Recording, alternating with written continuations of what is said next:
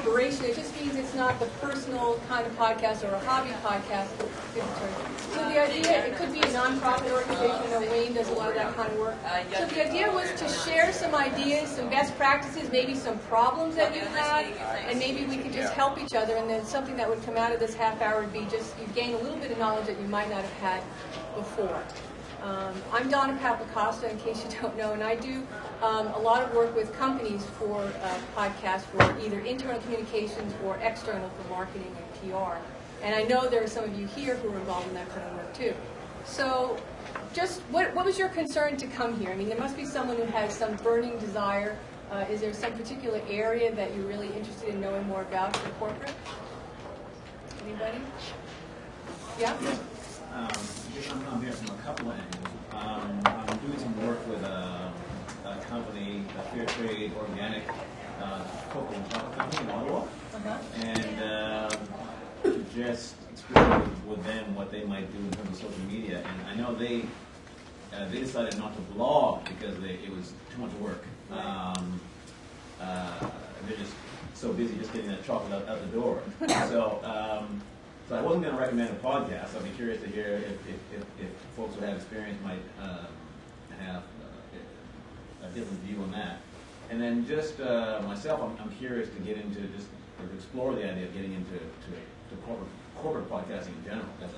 Is there a big enough market out there to actually get into it as a business? Or well, I think the one thing, the first point that you made, and I'd like someone else to chime in on this, I find for a lot of organizations is a podcast is an easier sell than the other social media components such as blogging. You touched on that in your Alzheimer's presentation. Does everyone sort of feel that that's the case? I mean, they get, okay, I understand what a podcast is. They understand, oh, it's like a radio show or it's like a broadcast. I can understand that. But the whole idea sometimes with blogging with comments, what if someone says something bad?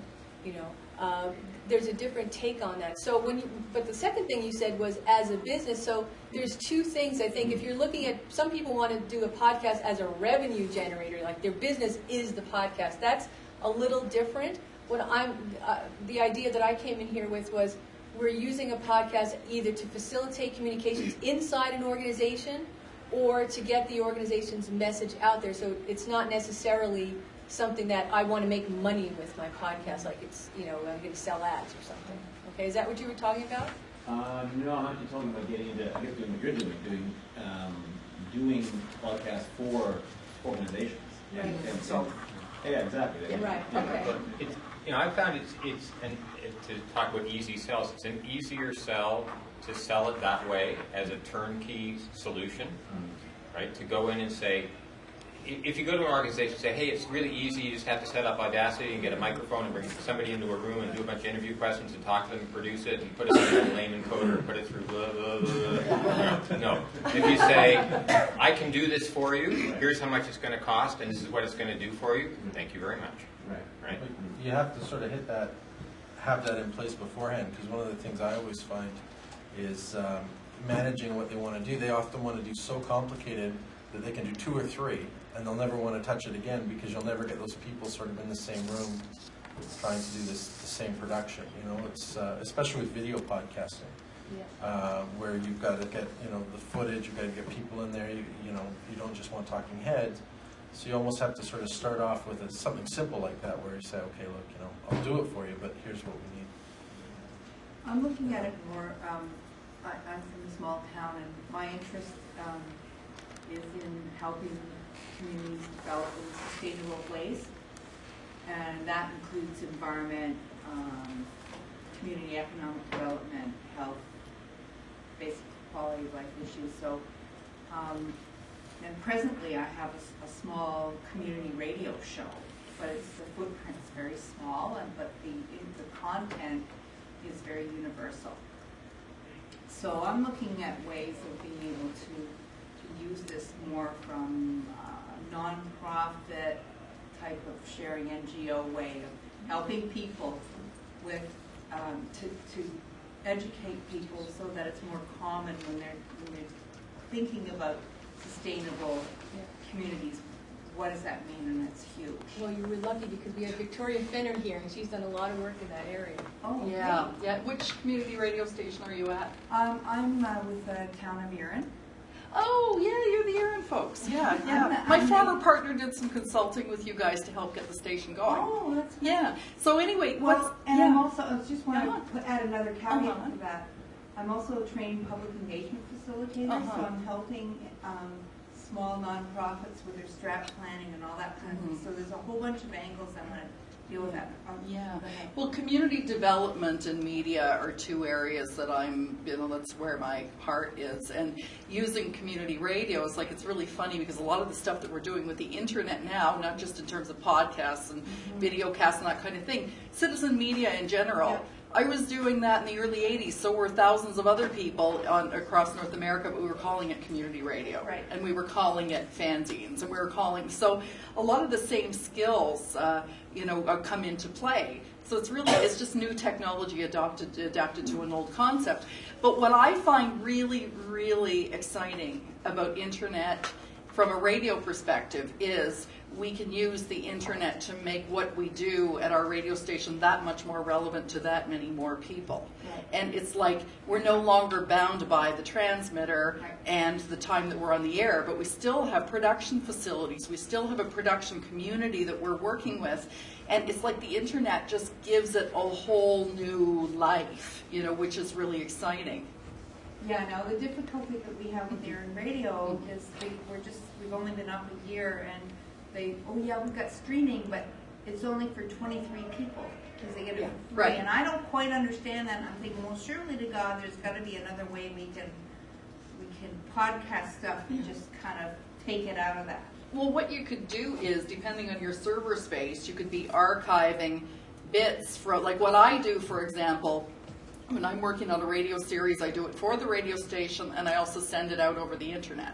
Sometimes I'll put it on my own site, sometimes I'll put it on the radio station site. Rabble Radio, for example, which Wayne is involved in, is a place where I do my podcast as well. And so there are ways, I know there are a lot of people who are involved in community radio that are reversioning their radio shows and sending it out on Rabble, for example. And the thing is, that's great because you don't have to have the server space yourself. It's a very, very easy interface that Rabble is set up. Rabble Radio? It's Rabble. I started the Rabble Podcast Network about 3 years ago, and it's about 38 shows now.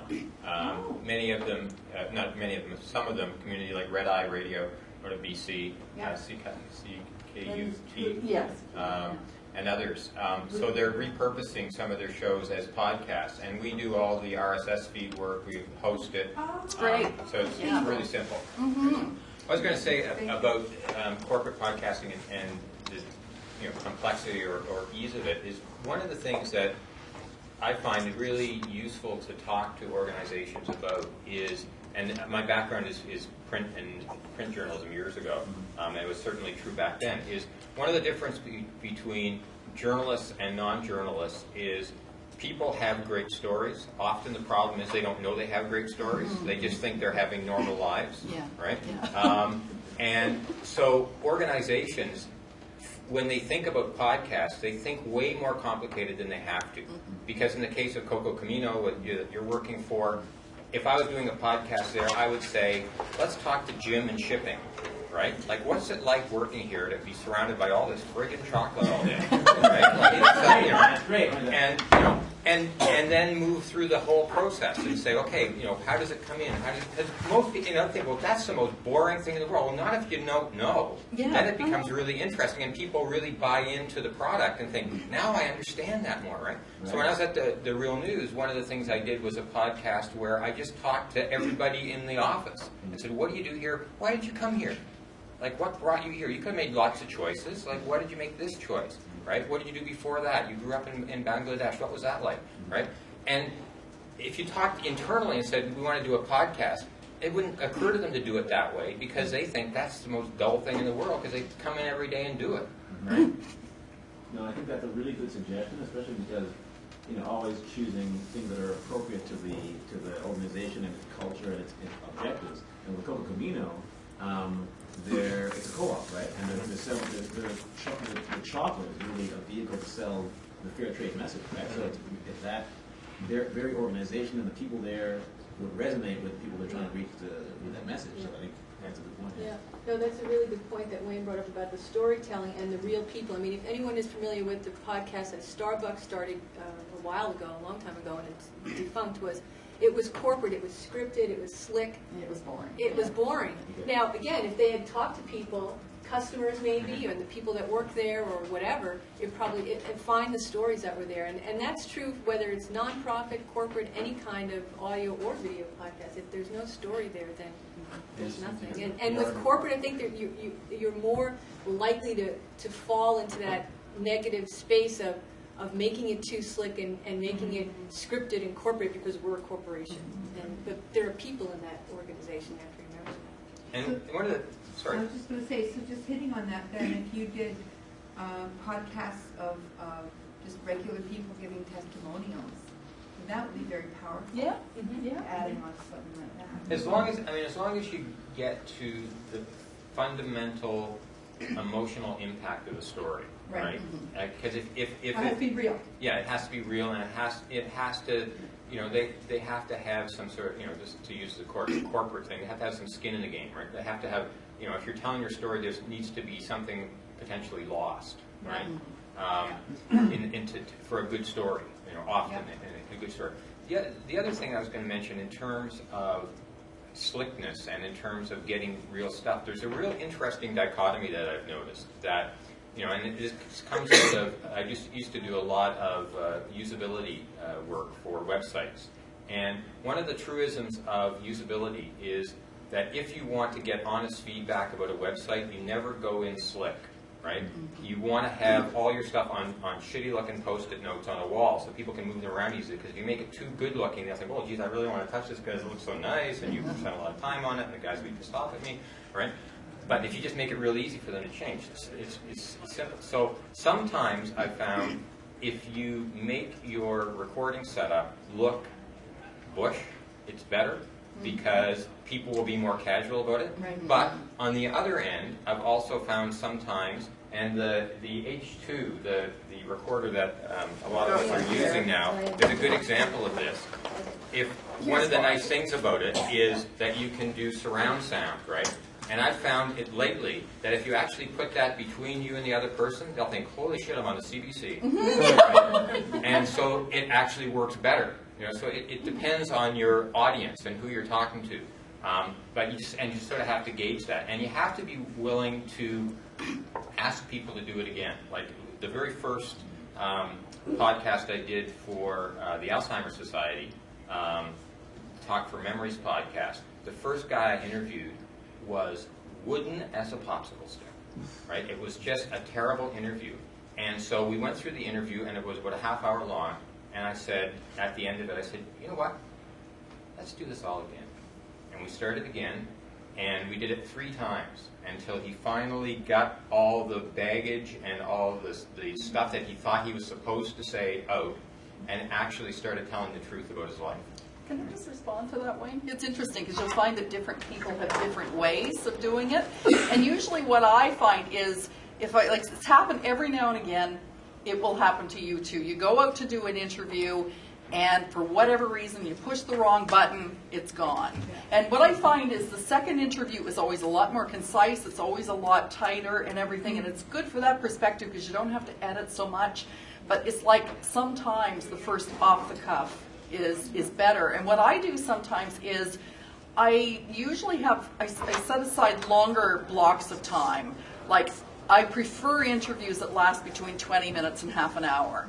And what I'll do is I'll use the first questions to warm them up. And I know that they're going to be throwaways because they're going to be very aware of the technology.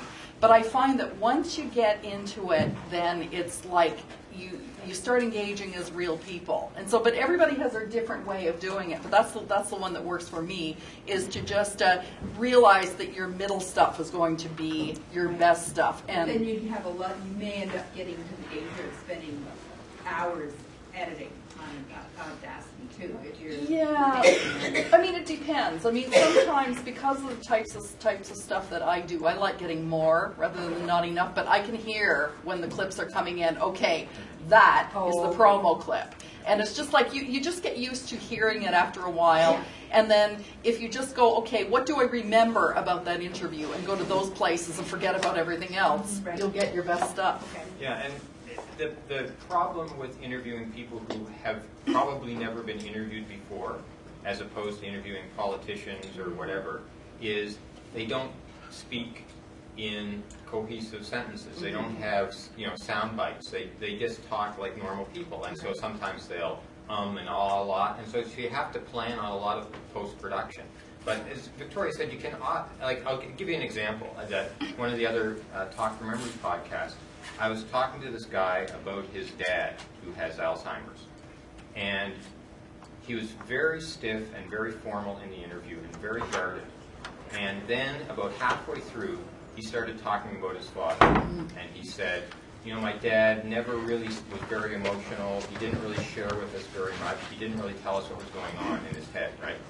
And so I just paused, and I said to him, I can't remember his name, let's call him Jim. I said, Jim, what did you learn from that? Because he was being just like that. And he paused, and he said, I've never thought about that. And then he started talking about his life. That's when the interview started. Yeah, exactly, yeah. So, just switching another gear here, I'm wondering, the response that I get, getting back to the whole idea of selling podcasts to potential clients and that kind of thing, the response that I'm getting from a few people are younger people, like not even very young, but it's like, we're not, I don't know, maybe we're older than we think, I don't know, but anyway, but it's like, the younger people in the room are the ones who are tech savvy will say, I understand this entirely, but our senior management, who doesn't usually work with these tools, are like, they're completely committed to print. And I'll ask them, well, who's your target market for your print publications? They'll go, we don't know. And then they'll ask me, okay, well, who would we reach by podcast? Well, they don't know who they're reaching with their print stuff either, but they don't mind spending money on it because they've always done it. So how do you get them to shift into a new medium and sell them on I just had this come up the other day. I did a webinar on Podcasting 101, and I got this thing, of course, podcasts are for the young demographic. Well, the latest numbers that I've seen, I assume some of you have seen these too, that's not necessarily true. The people who are listening and downloading and subscribing are not all 17 or 20 years old. And, sometimes that's an eye-opener for a corporate person because and it's funny, you're right. I'd say, they'll say, how do you measure? Well, are you measuring how many people open your email newsletter? No.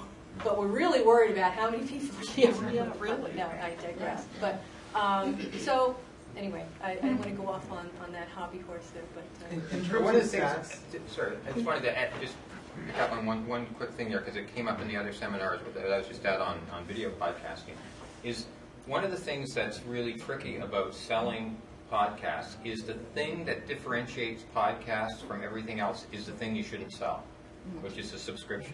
Because nobody understands it, right?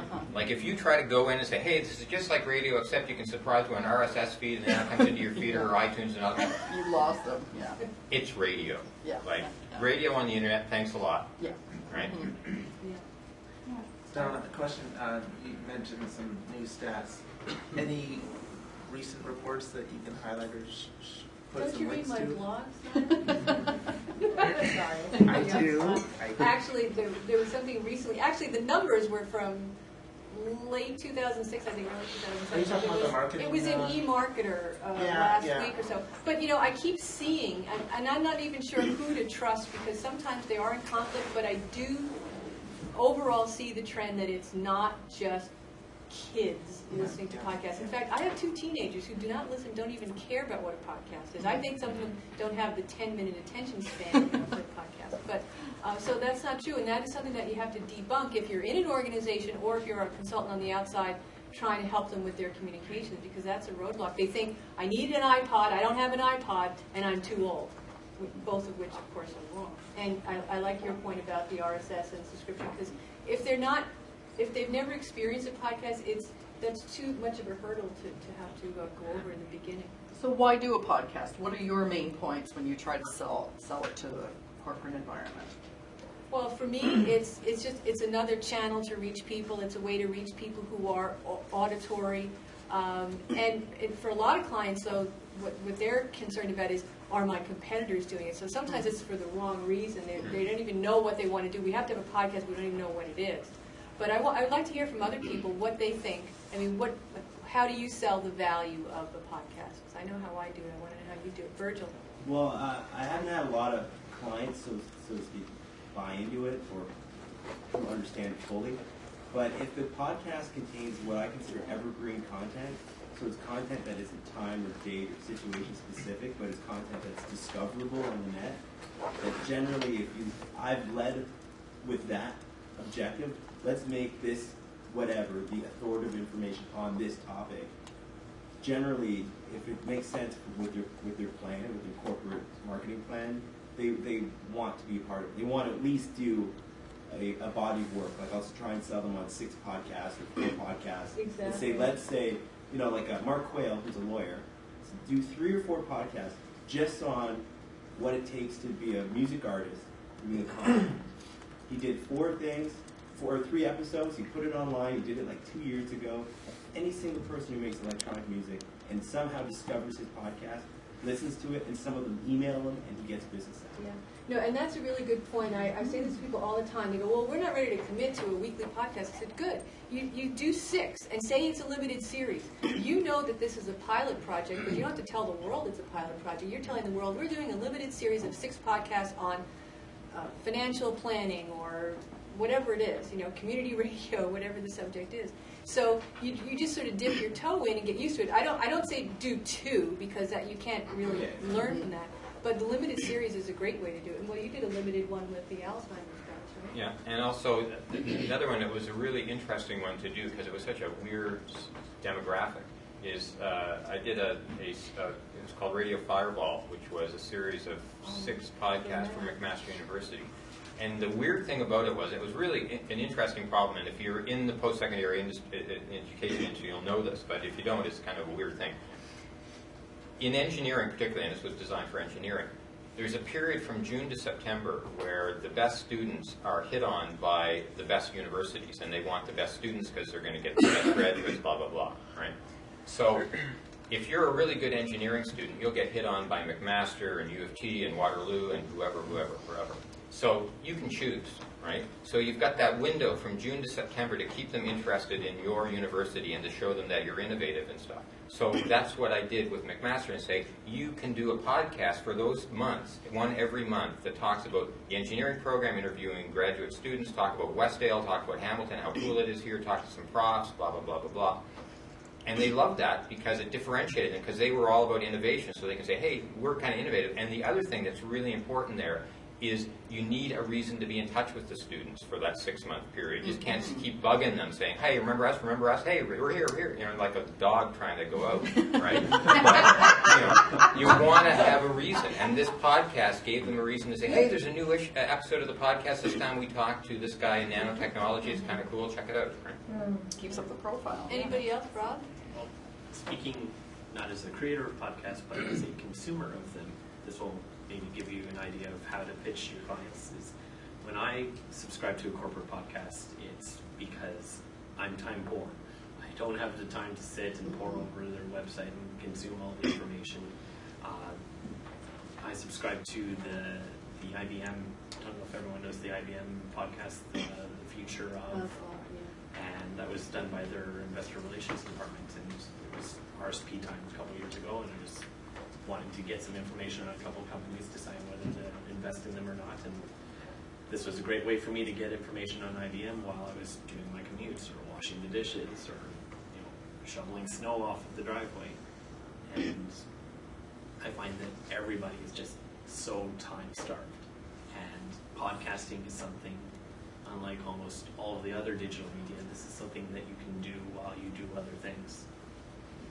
One thing that's neat about that too is that some of the car manufacturers, GM in particular, is in their radios, they now have a plug where you can plug in from your headphone jack out of your MP3 player into your radio so you can hear it in the car. Or the Ford Sync. Yeah. So anyway, there's lots of innovations happening that make it easier to listen to podcasts without having to put earplugs in. Or little transmitters. You can get little transmitters for your FM transmitter, that because my works car is well. older and it works really well. Can I ask more of a practical question because there is a value to doing podcasts. We do a lot of webcasts already, but the problem that I have is that I don't want it to be a webcast that's already been scripted. And how do I get but through legal and brand approvals? So I need a process for that to happen. Yeah, and this is something I jotted on my notes last night thinking about this, is that you get this sometimes where I've actually recorded, and I don't know if this has ever happened to you, after it's been recorded and edited, somebody will say, well, we need a section on this, we have to add it. They think it's like a print document where we can just go cut and paste and word it, or, you know, so that's, I think sometimes there has to be a level of trust there, and I think it's like, well, do you allow your executives to go out in the world and talk to people? Yeah. Are you really worried about what they're going to say? I think, you know, and up front, certainly, I mean, I work, maybe they do. I don't know. You know, are they allowed to talk to their neighbors about the company? Obviously, this is a more public forum, but what I usually suggest to people is that you don't script it, but certainly, you know, talk about the areas that you're going to cover. I'm working on a client, working with a client now on this. We're doing a whole series of podcasts, and it has to be up front. Well, what are they going to be about? Because we need the structure anyway, and that gives them a comfort level because they know what areas they're going to cover. Yeah, Virgil? Can I also add to that? Another thing, because a lot of my podcasts are how-tos where I'm showing people a process, and sometimes even just taking 10 or 15 minutes with everyone involved, saying, let's talk about what we're going to do, and then make sure that it's not scripted, but you hit certain markers or certain benchmarks in the process, and a time limit. As long as someone is keeping in mind of, okay, we should wind up and get to our next marker or our next thing. Yeah. Maybe we don't have to say that in gesture or whatever. Yeah. But as long as you have that written down before, it cleans up a lot of those issues and meanderings and like, oh, maybe we should talk about that. It gives it more cohesion. And it makes your editing easier too. And you don't have to move A, B, C, because I've had this where I go, well, you know, we asked the VP to talk about these 4 things, but now we think he really should have talked about number 4 first. Yeah. But you can't always do that because in number 4 he says, as I said earlier, oh God. So the editing of this 20 minutes is now 3 hours because you're trying to fix this up. So the planning ahead of time and being the coach, like, as you say, sort of reminding them, okay, that's great, but let's get on track with this too. Yeah. Michelle, did you have something? Not particularly to that, but just to get back to what I'm doing in this space. I have 2 clients now with whom I did some podcast projects, and they're both nonprofit. One is Muslim Malayal, it's Canada's largest food bank, and they have a group from the construction industry that's gotten together, and basically the construction industry wants to revamp all these 50-year-old warehouses, you know, that are not energy efficient anymore. So they see a market that they'd like to exploit, to use that term. So what they've offered to us in Montreal is to redo their warehouse, food distribution warehouse, and we're going to document it with a blog, which will incorporate a podcast and video, because obviously there's a lot of image there. And contrary to what you said, I think the podcast, or you know, the audio excerpts, as I kind of positioned it, was actually an easier sell than convincing them that they would have to be on board with contributing articles for a blog. I found that much easier from that point of view. So I suspect that may be the case to the economy as well. It's easier for them to have, you know, the microphone in front of them, not really to prepare them. And a lot of people aren't comfortable writing, you know, so that's definitely advantages to the podcasting program. Yeah, I think for nonprofits, a lot of times it is easy for them to understand it, and it's so valuable because I think of the relatively low cost associated with the podcast as opposed to some of the other things they do. I work with the Oakville Y, and we do stories where I will interview people who are the beneficiaries of a certain program, like we have the Strong Kids campaign where you donate money, and then families who wouldn't be able to afford the Y can now go because of these donations. So the podcast is a way for the people who donate to really meet those families. Some of the donors don't even go to the Y, they'd never meet them at the pool. But now they can actually hear the voice of the mom who just came to Canada from Turkey, and now she's so delighted that her kids can learn to swim in this country with all this water, you know. And it's inexpensive. Well, the difficulty I do find with nonprofits, even the well-funded ones, still perceive they're so cash poor that they can't try out anything else.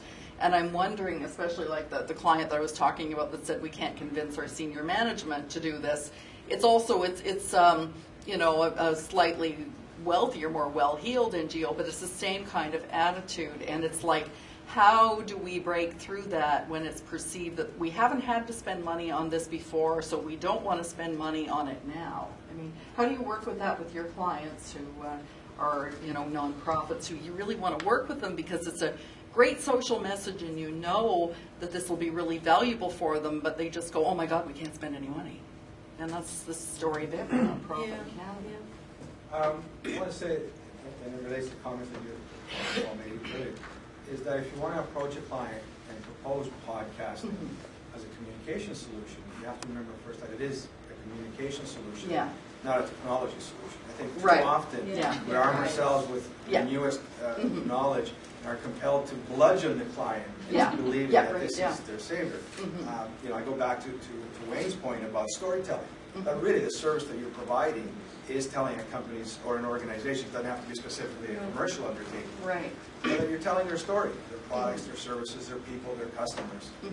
And that can also help to formulate the message in a way that if you do get that high-level buy-in or an audience with, maybe not the CEO, but let's say a high-level person, you have, like a marketing, you have to be prepared and have done your homework to be able to convince them that the analogy I use is, you know, think of a ship. There's a captain on the bridge, and you're over here, you're doing your job, and you have a view onto something that may be important.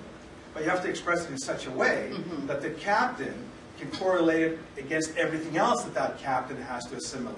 Right. In terms of information and positions. And quite often we mistake our point of view, you know, our view for, you know, a clear view in the distance, which is what the captain has. So it works the same way in business. So, you know, do your standard W5H before you go in to see the client, and then explain to them how you're going to absorb the uncertainties of the technology to help them better communicate. But we can't absorb the uncertainties of the technology. I mean, it's still emerging. This is still leading edge stuff. And what I explain to people is sometimes we're at the leading edge of the wave right now. Like, it looks to us like we've been doing this forever. But for the average person out there, I mean, it's finally, I kind of judge by my mother just how fast the technology is. Because she's not, you know, technologically unsophisticated or anything. But she finally said to me at Christmas time, so what's a podcast anyway, after I'd been doing them for 2.5 years. So anyway, and it's like, that's how I kind of know, you know, that it's sort of like it's starting to get into the vernacular, so to speak. But the thing is, it's just like we are still at the beginning of that wave. And so we have a more difficult job because it's going to be the people who come after us that are going to say, oh, well, yeah, well, the market is already established. We're establishing the market. And that's what I find to be so difficult is, we were driving the bulldozer. No question about that. Yeah. And I do use my grandmother for the same thing. Yeah. When she tweaks in design, then I know. Yeah, right, yeah. But I've worked with I've worked with larger companies, not even the nonprofits, large companies who have the money, who have the budget to do something like this, and because it's something new they've never done before, they'll often, I've been asked the question, like, you know, if I'm going to go onto radio, I have audited data to tell me how many listeners I can be potentially reaching. If I'm going to 24 Hours, the Toronto Star, Metro, I've got numbers. If I'm doing a video podcast or a podcast, I'm putting it out there, how can you guarantee me distribution numbers? Because I want return on investment. And if I'm putting out an ad, I know I'm going to reach this many people, or if I'm doing a press release and I get this many impressions, my ROI is this much. How can we sell in the idea of this concept and guarantee to them that there will be some level of impactful distribution? Well, I think there's hits measured that like on a website, there's no counter or. No, there is you can measure your subscribers, your downloads. It's more predicting it ahead of But time. predicting ahead of time. Yeah. Oh. Well, Like, you know, if I say, okay, we're going to place an ad in Metro, I can say to my client, we're placing an ad in Metro, it's going to reach this many people. Or if we do a PR campaign and I say, okay, even that's really, it's not a proper measurable thing, but our goal is to get 10 hits for you across Canada. When I usually, go ahead. I was going to say, try positioning it as it's not the quantity of people, but the quality. Right. I mean, here was Rob going to the IBM in the future of podcast because he wanted to invest in a company. He is a targeted niche audience. He went to them because they had this great content out there. You know, we don't know if he bought the stock, but you know. So did they reach? I don't know what their numbers are, but the people that they did reach were the right people to be reaching. But it's You anecdotal. can't compare to a regular ad. If you do, then you're going to lose all the time because at no point are you going to get 60,000, 80,000 people downloading your corporate podcast. I guess that's where the gap is in terms of value, because what happens, what my experience has been, we've positioned it, we've said it, often my immediate brand managers liked it, but then when I go up the ladder to the group director, they say that there's no numbers in there, it's not measurable. The other difference is the relative cost to produce a podcast and reach 1,000, 2,000 people is compared to what you're spending to reach the 60,000 people who may not even be interested is vastly different. And it's going to get easier too, because we have kind of companies that are out there like GM, for example. So such an established company with such a great reputation, you tell your clients that GM's going to get to well, that already adds more. Ask feedback there. Just like I want to share my experience talking to senior management about podcasting. We just have to use common language, and we have to speak on the same language and show examples. Just let's imagine that, like some senior manager, the very first podcast which he ever seen was Dignation. Right. Hey, let's do the podcast. What's the podcast like? Choose one of them. It's like two guys sitting on the couch and drinking beer. What? Do you really want to invest some money in this and do the same? Can you do like two drunk dudes? What you have to do is like you have to like take your. It's my real case. Like take your iPod and show them Larry King podcast, and you play this podcast and he like Larry King and like awesome production quality. And hey, there is my like new podcast from Larry King, CNN. What? CNN, Larry King doing a podcast? Believe me, like in this next day, it will be on the pipeline and like one of the biggest projects which we company have to consider. Another point, speaking of Dignation, for example, it's also a real case. Imagine, okay, it's just how can you change this opinion? Two dudes sitting on the couch drinking a beer. Show them the business way. When one of them, like on the cover, and there is a title, how this kid made $60 million in 18 months. It's awesome, and people love it. And we're talking to corporate, to senior management people, just talk to them on the same language and show them examples. They like Business Week, they like Time Magazine. That's it. It's Yeah, Virgil? Another example that would assist you in that is a year ago in Second Life, Coca-Cola did a campaign where they sponsored people to make Coca-Cola machines in Second Life. Now Coca-Cola is already the dominant player in the market, and so they have no way of measuring whether that campaign was successful. They're not going to sell more Cokes. They're not going to sell more soft drinks because they're already the dominant player. Instead, what they did is they went and said, let's use Technorati, let's use other search engine type environments. How many people blogged about this? How many pictures did we see in Facebook? How many posts did we see of people linking back to it or linking to each other? How much discussion did we generate on the net? And generally, that's the key thing that you want to do. If in a corporate environment, you're looking to sell podcasting as a way of engaging an audience, it's what is the reaction in the blogging sphere? What is the reaction when people see it? Robert Scoble, who everyone who is into internet video or internet podcasting knows, and everybody will laugh at him. But the reality is, companies go to him because they know that just by talking to him on camera, there's going to be discussion that's going to show up and flare up in the blogs. Whether they're right, whether they're wrong, it generates discussion. And for a lot of corporate clients, that's what they're looking for. They might not be able to say, yes, we had 80,000 listeners who listened to this podcast. But you can say, let's go and look at Technorati, or let's use Google, and see how many people link back to this. How many people link to the podcast? What was the splash in the marketplace? And you can front load that by not only saying, let's do a podcast. I've already identified 3 or 4 very important bloggers who probably would like to share this content with your audience. Why don't we do some kind of disclosure and talk to them and say, we're doing a podcast, we have these episodes, we think they work with your market, we would like you to write about it. Here's some money. Disclose it, don't disclose it, and front load it so it gets into the marketplace quicker into the audience you're expecting it to go to. So ROI is return on influence. And, Dave, do you want to answer? Yeah, another thing that just speaks to what you said to a company in terms of, you're not going to hit the same numbers of people. It's not just who you're hitting, but it's how you're hitting them too. And sure, you could place an ad in Metro and get however many thousands of people there.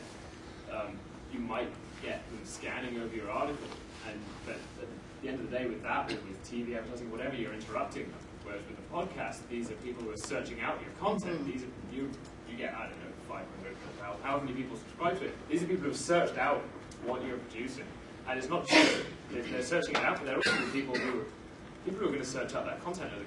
Again, it's who you're hitting, I guess, the influencers. They're the people who are passionate about this stuff. So you're not just hitting 60,000 random people. You're hitting a bunch of people who are passionate enough to go and search out what this stuff, and they're going to be the ones to talk about it. If they start talking about your company in that context, then that's a big deal. Yeah, I think I wanted to pick up on a couple of things. One, my reaction to that question when I get it is, you say it in a nice way, but essentially you're saying you're asking the wrong question, right? You're making me play the wrong game, right? And so if you try to play that game, you're playing against a straw man. So if you lose, right? It's like a carny thing. You're playing somebody else's game, you're going to lose. The odds are in their favor. But the other thing, to come back to pick up on Second Life and the leading edge stuff, was one of the things that is really important in a non-altruistic way of looking at this stuff is to play on the leading edge. And I've done this with several clients and with their complicity. And what I mean by that is, and I'll give you an example. Alzheimer's Society of Ontario, a couple of years ago, I built an interactive exhibit in Second Life for them based on their annual report, which was wonderful black and white photographs, and I built a walk-through brain and Second Life and all this stuff. It was really fun to do. The reason that the Alzheimer's Society did it back then wasn't because they were particularly interested in Second Life, and they're not interested in Second Life anymore now. At the time, it was because it was one of the first Canadian charities to make use of Second Life, and it would have media impact because they were first. Right? So very often, the fact that you're on the leading edge and that you actually can get some media spin and some earned exposure out of it is actually a good thing if you work with a client who cares about that kind of thing. And you have to be really mindful of that. And what I said to them is, this will work for about 2 months, and then it won't work anymore. And they were perfectly aware of that and perfectly willing to say, we're going to do this because we know we're going to get media coverage. And now they're not interested anymore in Second Life, because Second Life is, nobody's first anymore, and it's gotten bad rep around the banks and all the other stuff. But at the time, that was the selling feature. Yes? Wayne, this is the question I asked you in the other session. It's about bilingualism. So this company that, like La Siembra, is bilingual. So do you have experience with working with organizations that are bilingual in terms of podcasting, and how you deal with challenges there? No, I mean, we've talked about it at Alzheimer's because Canadian-wide they are bilingual. We've been fortunate in Ontario. We haven't. They point to the Alzheimer's Society of Canada for the bilingual component of the site.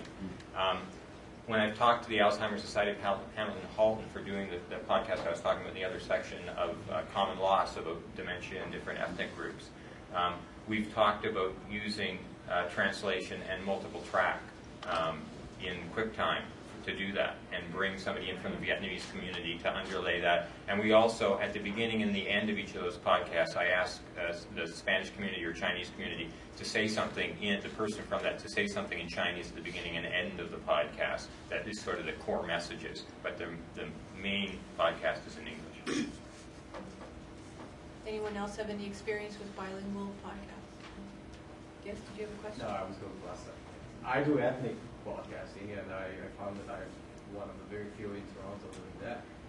And I do have difficulties in getting spotlighting directors, because directors never seem to care about this aspect of the very Canadian core. But I was going to ask Annie in here if there's any idea analysis done on the major industries that are doing podcasting, like corporations, or any classification of the industries that are using the podcast. It's a good like reason. Real estate versus banking versus. I don't know if I've seen stats like that, but if you want to look at corporations in that space, if you go to the new PR wiki, there's some content on there, and I think it's the newpr.com. They have some content there people have to go put it there. But in the list of some companies, corporations that are blogging, podcasting, there's a lot of other good resources there if you're in the communications field. But, so I think we're. Yeah, we should. Yeah. So anyone have any parting thoughts here? And I'm so grateful to Connie Crosby for documenting this. It's fabulous. So we'll be able to go on there and see this. Yes, very I just want to make one suggestion. If you have corporate clients and you're trying to find out about blog saturation for their content, you'll want to use a site like icerocket.com, which is a really good search engine for searching through blogs. Yeah, I like the Google blog search too. I don't know about anybody else. I find they're faster than Technorati to come up with stuff, but icerocket's a good one too. Anyone else using anything else for blog search? Rob, that we don't even know about? Oh no, actually I mostly use the Google blog search as well. Google blog search, yeah. I was just going to mention, when I'm speaking to my customers, they keep up bringing ROI. And someone once taught me to bring in ROA, which is return on intention. And sometimes when you do a piece of print ad, someone might take it and look at it quickly for 10, 15 seconds. Yet with podcasting and blogging, you have a duration of engagement that you can't sometimes tell. But now you can have something for 15 minutes where someone's experiencing your brand. So sometimes you have to take that ROI away and bring in the return on attention.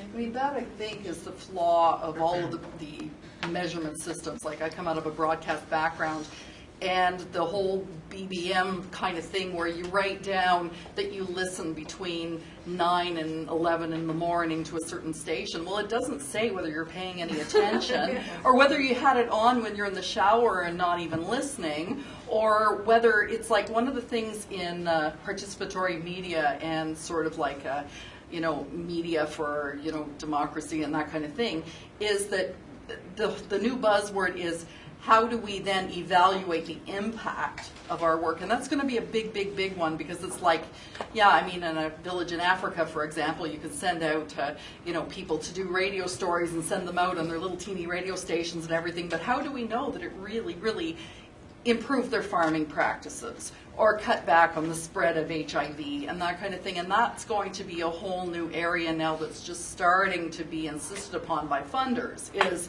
okay, but how do you know this really does any good? So what? You got people listening. Big deal, So, and that's the flaw with all of the media measurement systems right now is it's numbers, but it doesn't really address impact. Maybe that's the time to engage the audience. If there's a particular problem or an issue or something that you were going to be doing market research on anyways, engage the audience directly, and then what a wonderful thing to be able to bring back to your client is a pile of email responses. Well, maybe that's the key, is that this proves that there's engagement there, not just that people have listened and who knows what happened, but it's anecdotal, and that's the downside, but yet at the same time, it's like the anecdotal evidence can be positive and productive. Just to add another level on this, it would be very interesting to know about discussions that would happen in the Canadian Advertising Association and how they're dealing with this, and knowing that this is new media and how they're using it. But they also have other measurement tools that they really interesting to tap into to their tools for measurement, see how we use that. Just to add one other thing, one of the things I've experimented with just on my own, I haven't really had a client buy into it, is in your RSS feed for a podcast, you can have a PDF. And that PDF can have a form that they can fill out and submit back. And if you make one of your call to actions is, here's a PDF document and a form for extra information, you can use that as a way of gauging what kind of metrics you're getting back. I haven't had a client that's bought that part or bought into that process, but there are solutions out there. You can have all kinds of different call to actions, both audio, print, links, whatever, that'll help get you more valid number, a third more valid. Just a point about making justifications. One other factor to consider, and if you're media, if I notice, is above the line communications and below the line. Above the line, if you're not familiar, are high impact, high production value communications, like an ad, a commercial, or anything like that. Below the line tend to be rougher, and that's really where podcasting and social media fit. So they're not as slick and polished, but they potentially have more engagement for the audience. Mhm. So, another way to come at it is say, while we can't measure this stuff as well as the other media, we do know one thing for sure: the other media is declining across the board. Yeah. Take radio, TV, Yeah. print, they're all going down, and this new emerging medium can represent all that other media, plus it has its own interactive component. So I think it's an instead of strategy, perhaps the way to look at it is more inclusively as, what's our media plan, what's the digital component, and what part of the digital component does podcasting play, and how do we fund that if it ties into the strategy. I think too often we try to pitch things like podcasts as strategic assets and above the line kind of communications, which at this point at least they're not. And that's the great thing about them, is they are meant to be more engaging and have that sort of feedback channel. I want to thank Connie again, and Wayne McPhail and Victoria Fenner and all of you for being in our not roundtable. And you too, Donna, for bringing this all together. Yeah.